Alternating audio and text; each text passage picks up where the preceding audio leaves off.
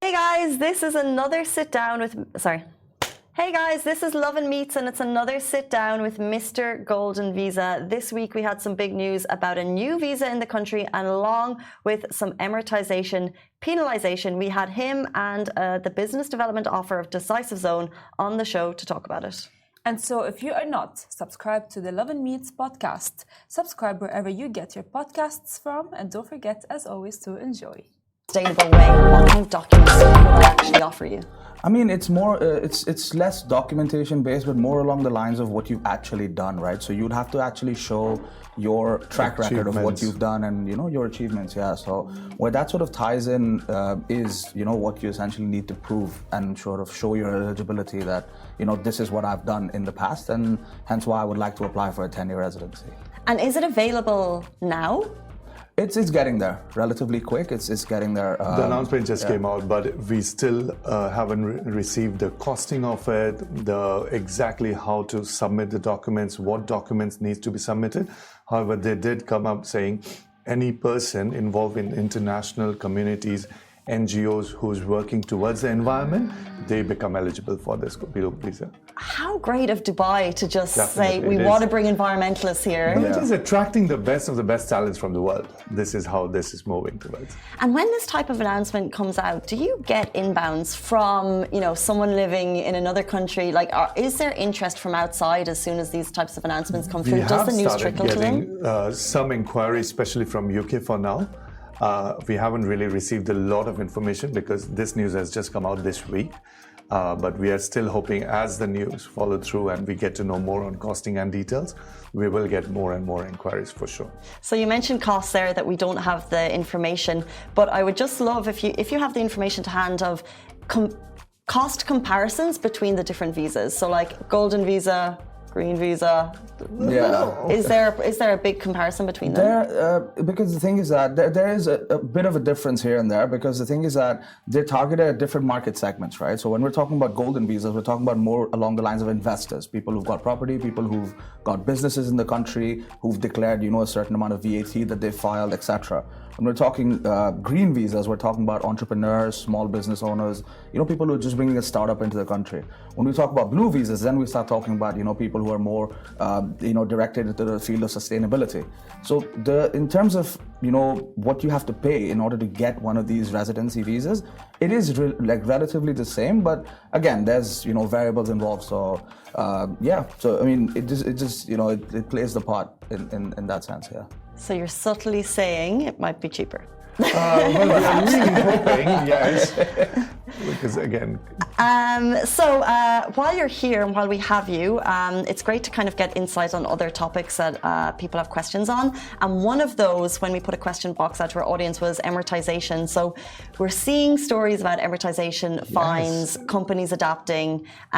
Can you explain what it is? Yes, as Decisive Zone, because we are dealing with almost 6,000 clients and we are committed to make sure we manage all the admin work for all our clients. So we do offer human resources services wherein we start with recruitment, payroll, compensation, and managing emiratization for all our clients. Wow. Now, the bomb was dropped last week. 1,300 companies got fined. So this is more of awareness, I would say, for companies who employ more than 20 employees.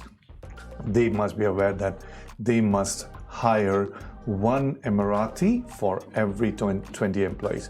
I can give you a little bit more breakdown. So companies who have got 0 to 20 employees, they are exempted from hiring an Emirati if they do not really need one. From 20 to 49 employees, you must hire one Emirati every 6 months.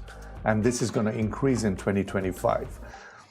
And then above 50 employees, it depends on what category your company fall under.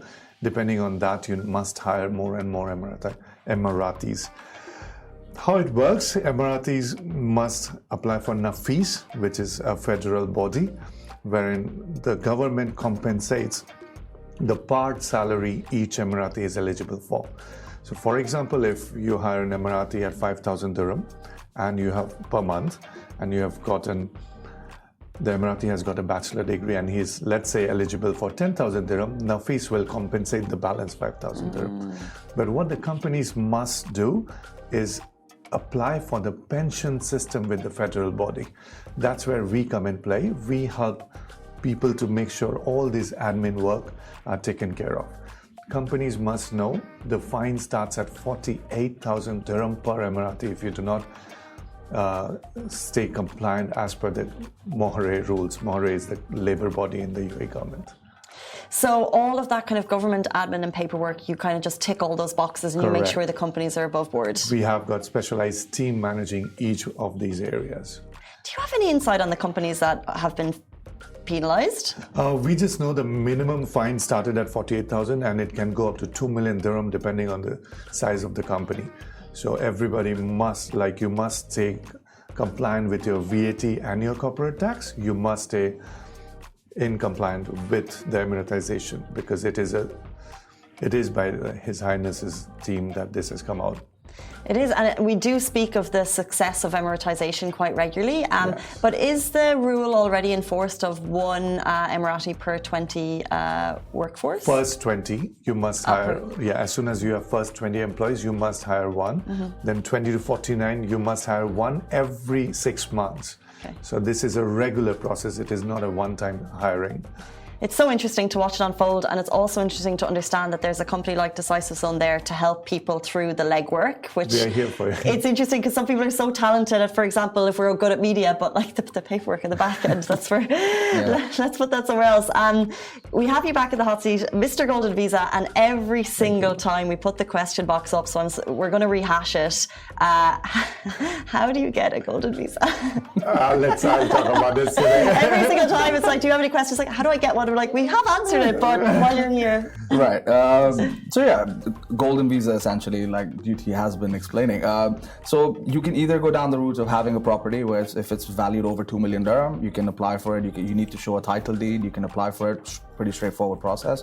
The second option is if you're an investor who has a business that's been running in the country, and if you have filed a VAT of about 275,000 dirham, you can also use that as a declaration that you are active in the country, and you can use that as paperwork in terms of checking eligibility. So you can also get that done that way. And again, how much does it cost? For the salaried employees who gets 30,000 dirham and above, or a corporate level, C-level executive, management level executive, they can check the eligibility. The cost is between 4,700 to 5,500. That's the basic government cost. For people, investors, businessmen, and people taking a golden visa based on their property, it starts between 9,700 and 12,000 dirham, depending on the VIP services. Okay, so it changes. And then, is it necessary, maybe you understand this question more than I do, actually no, is it necessary to have 50% construction done for a golden visa? So if you're buying the... No, it is not 50%, it is 24% of the construction must be completed of the property to become eligible for the golden visa. And is there paperwork that people can get in that instance to kind of prove it? Yes, the developers are providing paperwork to support claiming for the golden visa. And what about if the property is off plan but it's valued over 2 million? Does that count? Yes, off-plan properties are eligible for golden visa. Again, as I mentioned, the property must have completed 24% of construction to become eligible for it. Guys, thank you so much. That brings us to the end of the show today. If you have questions, how can people reach out to Decisive Zone and get those questions answered? DecisiveZone.ae. You can find us on Instagram, Decisive Zone, @Decisive Zone, or you can WhatsApp us directly, 05535 Visa, Emiratization, all of your business needs covered by these guys. That brings us to the end of the show. We'll be back with you tomorrow morning, same time.